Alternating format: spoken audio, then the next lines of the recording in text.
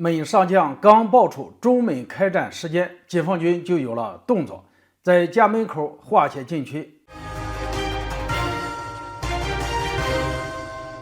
大家好，我是肖银华。美军高级将领公然鼓动战争，挑衅中国，我人民解放军作出坚决有力的回击。近日，美国军方又对中国发起了新一轮的挑衅。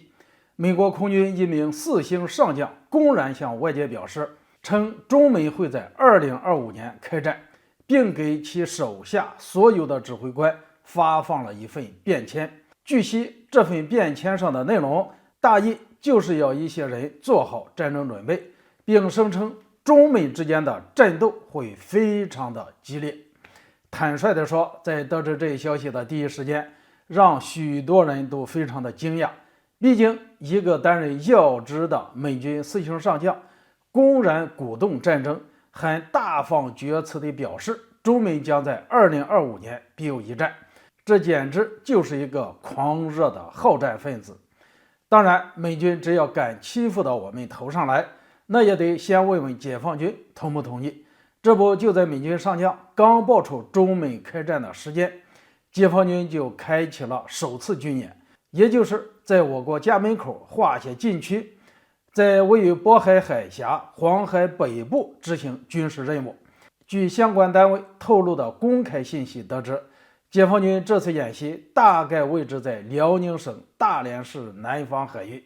涵盖面积为1100平方公里。这是春节过后解放军首次发布的海上军演。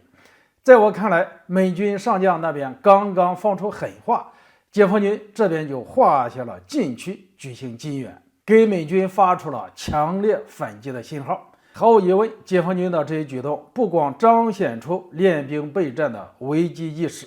也表明解放军不惧任何的挑衅。有观点认为，美军上将刚刚放出狠话，解放军就直接拉开了演练，可谓是狠狠地打击了美军的嚣张气焰。不过，我认为，虽然解放军在渤海、黄海的演练不一定是针对美军上将的狠话，但这却是向外界展示了我们捍卫国家安全的坚定决心。